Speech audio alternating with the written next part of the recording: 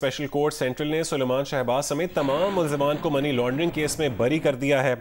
सुलेमान शहबाज समेत दीगर मुल्ज़िमान की बरियत की दरख्वास्त पर अदालत के रूबरू पेश हुए। FIA ने 27 सवालात के जवाबात अदालत में जमा करवाए। जज बख्त फ़खर बहजाद ने इस्तफसार किया कि मनी लॉन्ड्रिंग की इंक्वायरी किसने की थी।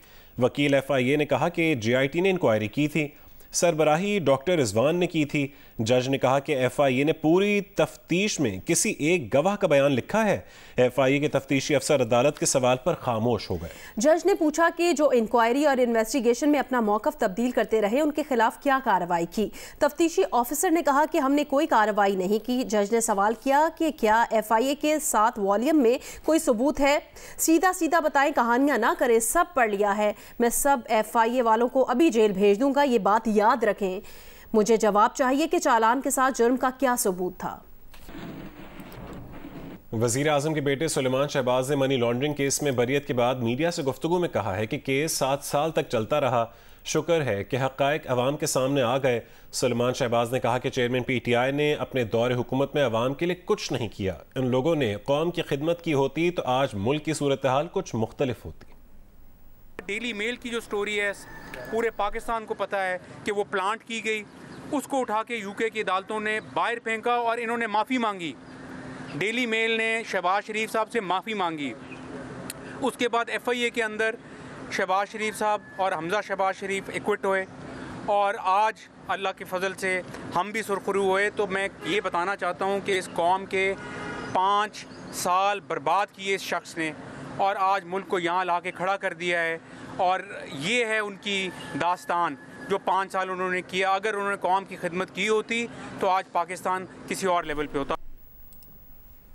आगे बढ़े दीगर अहम खबरों में आपको बताएं, भारत से दरियाए रावी में छोड़े जाने वाला 1,85,000 क्यूसेक का सैलाबी रेला जलाला, नैनाकोट और करतारपुर से होता हुआ जसर से शाहदरा की जानिब बढ़ रहा है। दरियाए रावी और मुआवन नदी नालों में बहाव की सूरत हाल से आगाह कर रहे हैं जियो न्यूज़ के नुमाइंदे इंजीनियर मंजूर हुसैन। जी, भारत की जानब से दरिया रावी में छोड़े जाने वाला 1,85,000 क्यूसेक का रेला जलाला और नैनाकोट से होता हुआ इस वक्त जसड़ के मुकाम से गुजर रहा है। जसड़ के मुकाम पर दरिया रावी का बहाव 51,000 क्यूसेक है, जबकि दरिया रावी में इस मुकाम से 2.5 लाख क्यूसेक पानी गुजरने की गुंजाइश है। जब हमारी डिप्टी कमिश्नर नारोवाल से बात हुई तो उनका कहना है कि नाला बई, नाला बसेंतर और नाला डेक में बहाव मामूल के मुताबिक है। ताहम किसी भी नागहानी और हंगामी सूरत हाल से निमटने के लिए मुख्तलिफ नदी नालों और दरिया रावी के किनारे 9 रिलीफ सेंटर और फ्लड मॉनिटरिंग सेंटर बदस्तूर काम कर रहे हैं। जी, भारत से आने वाले सैलाबी पानी में कमी के बाद पाकिस्तान के उस तरफ के सरहदी इलाकों में भी दरियाए चनाब, रावी और दूसरे नदी नालों में पानी का बहाव कम हुआ है। सैलाब की सूरत हाल के बारे में तफसील बताएंगे गुजरांवाला से जियो न्यूज़ के नुमाइंदे राना अंसर।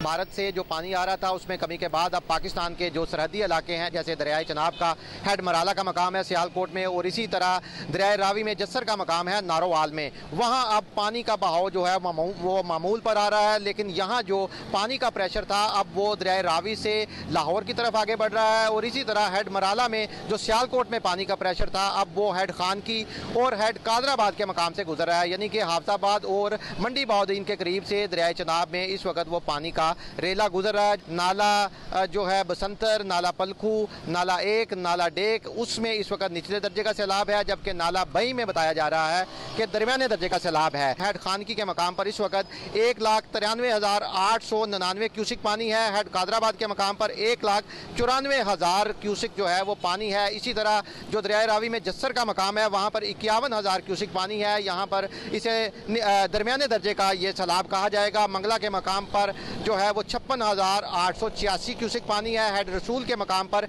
31,055 क्यूसिक पानी इस वक्त है। भारत की जानिब से पानी छोड़े जाने के बाद लोधरा में किसी भी मुमकिन सैलाबी सूरत हाल से निमटने के लिए जिला इंतजामिया ने तमाम इंतजामात मुकम्मल कर लिए हैं। दरियाए सतलुज में इस वक्त पानी के बहाव की सूरत हाल से अपडेट करेंगे जियो न्यूज़ के नुमाइंदे रजब अली मिर्जा।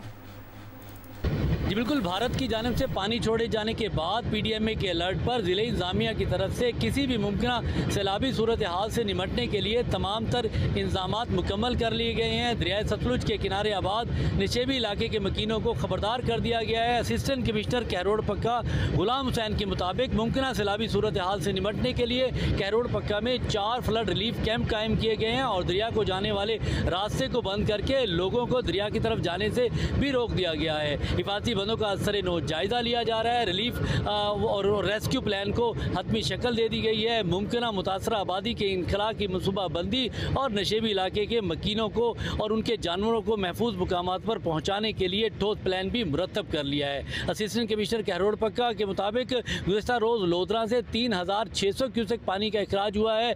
आज मेलसी से 17000 क्यूसेक पानी का अखराज हुआ है, जो कि लोधरा पहुँचते पहुँचते तकरीबन 5000 क्यूसेक का अखराज रह जाता है। इस वक्त लोधरा में पानी के बहाव की सूरत जो है वो इंतहाई नॉर्मल है। जी, हुंजा में लैंडस्लाइडिंग हुई जिससे शाहराह कराकरम बंद हो गई। ज़िला इंतज़ामिया ने मुसाफिरों को मुतबादिल शाहरा नगर इस्तेमाल करने की हिदायत की है। हुंजा और गिरदोनवाह में रात भर बारिश और पहाड़ों पर बर्फबारी जारी रही। हसनाबाद के मकाम पर लैंडस्लाइडिंग हुई जिससे शाहराह कराकरम बंद हो गई। ज़िला इंतज़ामिया ने मुसाफिरों को हिदायत की है कि वो मुतबादिल शाहराह नगर इस्तेमाल करें। पहाड़ का बड़ा टुकड़ा गिरने की वजह से कोई जानी नुकसान की इतला मौसूल नहीं हुई है। हसनाबाद के मकाम पर इमदादी कार्रवाइयाँ भी जारी हैं।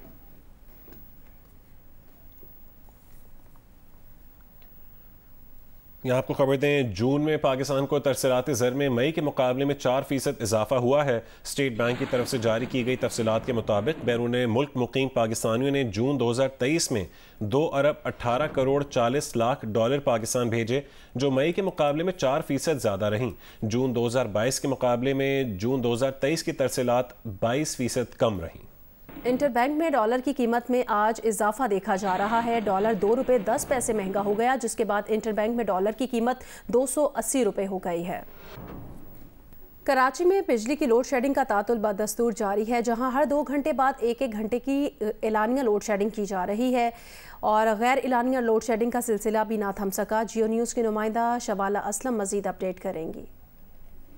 बिजली आती कम है और जाती ज़्यादा है, ये वो कुछ अल्फाज हैं जो इस वक्त कराची के हर शहरी के मुंह पर ये अल्फाज हैं। इस वक्त जो शहर में बिजली की लोड शेडिंग का दौरानिया है वो मज़ीद संगीन हो चुका है। जिन इलाकों में 10 घंटे था अब वो तजावज़ करके 12 से 14 घंटे तक पहुँच गया है। इस वक्त हम आपको सदर के इलाके से रिपोर्ट करें, लेकिन ये जो सूरत हाल है वो तमाम तर इलाकों की एक जैसी है, चाहे वो लियारी हो, न्यू कराची हो, नॉर्थ नाज़िमाबाद हो या गुलशन इकबाल हो। तमाम तर इलाकों में जो बिजली की एलानिया लोड शेडिंग है उसके साथ साथ जो गैर एलानिया लोड शेडिंग है उसका सिलसिला भी जारी है। इसके साथ ही दूसरी जानिब जो कि इलेक्ट्रिक है उनकी तरफ से ये स्टेटमेंट भी दी जाती है कि जिन इलाकों में बिजली की चोरी होती है वहाँ पर जो मुकर्रर वक्त है उसके मुताबिक लोड शेडिंग की जाती है। तहम दूसरी जानिब अगर हम आवाम से भी इस हवाले से हमने बात की तो उनकी जानिब से कहा जा रहा है कि हम हज़ारों की तादाद में बिल भी पे करते हैं, लेकिन उसके बावजूद भी हमारे इलाकों में जो बिजली की एलानिया लोड शेडिंग है उसके साथ साथ गैर एलानिया लोड शेडिंग का सिलसिला भी जारी रहता है। गैर एलानिया भी हो रही, पहले रात को नहीं जाती थी 11 बजे, जैसे 9 बजे आती थी तो बाद में 11 बजे नहीं जाती थी। अभी 11 बजे जाती है तो 12:30 पौने 1 बजे आती है, 2:30 बजे फिर ले जाते हैं। तकरीबन 14 से 15 घंटे लाइट लोड शेडिंग है, 14 से 15 घंटे। एलानिया के अलावा गैर एलानिया तो इतनी जाती है कि कुछ हिसाब नहीं। अवाम ये परेशान है और हुकूमत से अपील करती है कि सूरत हाल को बेहतर करने के लिए अमली इक़दाम लिए जाएँ। जी, गवर्नर सिंध कामरान टिसोरी ने कहा है कि इस शहर को हम पूरे पाकिस्तान की मईशत का हब कहते हैं। मईशत के शहर में बिजली महंगी है, पानी है नहीं और गैस मिल नहीं रही। जियो पाकिस्तान में गुफ्तगू करते हुए गवर्नर सिंध ने कहा है कि KE वालों को 20-30 साल हो गए हैं, हर साल लोड शेडिंग इंतहा को पहुंची होती है कि इलेक्ट्रिक वाले अपना और अवाम अपना मौक़िफ़ देते हैं, लेकिन होता वही है जो कि इलेक्ट्रिक वाले चाहते हैं। 4-4 महीनों से लोगों की लाइट कटी हुई है, FIRs कटी हुई हैं उनकी कि वो कुंडा लगाते हैं तो उस पर FIRs हैं। पानी नहीं आ रहा है, लोग बेरोज़गार हैं, 25,000 की नौकरी के लिए जान देने को तैयार हैं और आप उसके बाद कहते हैं कि हमने बड़ा अच्छा निज़ाम बना दिया है। कोई निज़ाम नहीं है, कुछ नहीं है। गर्मी का सीज़न वो लोग रोडों पे एहतजाज करके गुजारते हैं। पूरे गर्मी के सीज़न में वो लोग सुबह अपना टेलीफोन चार्ज नहीं कर पाते, जॉब से फारिग कर दिए जाते हैं। जिना कन्वेंशन सेंटर इस्लामाबाद में आज नेशनल एग्रीकल्चर सेमिनार का इनेकाद किया जा रहा है। सेमिनार में वज़ीर आज़म और आर्मी चीफ भी शिरकत करेंगे। सेमिनार में कॉरपोरेट फार्मिंग के हवाले से जदीद तरीक़ाकार और लाइव स्टॉक की उभरती मार्केट के मौज़ूआत ज़ेर बहस आएंगे। सऊदी अरब, चाइना, मुत्तहिदा अरब अमारात, कतर और बहरीन के ताउन से मुतादिद ज़राई मनसूबे ज़ेर गौर हैं। हुकूमत और पाक फ़ौज की मुश्तरका काविशों से पाकिस्तान की मौशी बहाली के लिए SIFC का क़याम अमल में लाया गया। SIFC का हदफ बंजर ज़मीन को ज़रखेज़ बनाना और बढ़ते हुए मौशी बहरान पर काबू पाना है।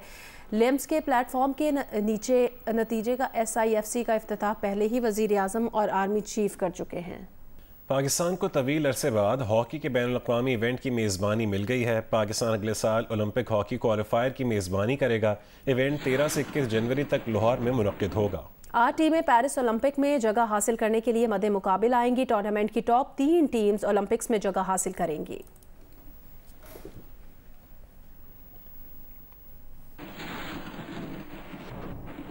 पाकिस्तान क्रिकेट टीम कोलंबो से हम्बनटोटा रवाना हो गई है, जहां टीम आज कल से 2 रोज़ा वार्म अप मैचेस खेलेगी, जबकि सीरीज का पहला टेस्ट 16 जुलाई से गॉल में शुरू होगा। पाकिस्तान टीम गुज़िश्ता रोज कराची से बरास्ता दुबई कोलंबो पहुंची, जहां खिलाड़ियों ने मुकम्मल आराम किया। टीम आज कोलंबो से बजरिया बस तवील मुसाफत तय करके हम्बनटोटा पहुंचेगी और कल से राजा पाकशी स्टेडियम में 2 रोज़ा वार्म अप मैच खेलेगी, जिसके बाद पाकिस्तान टीम हम्बनटोटा से गाल रवाना होगी। 2 टेस्ट मैचों पर मुश्तमिल सीरीज का पहला टेस्ट 16 जुलाई से गाल में होगा।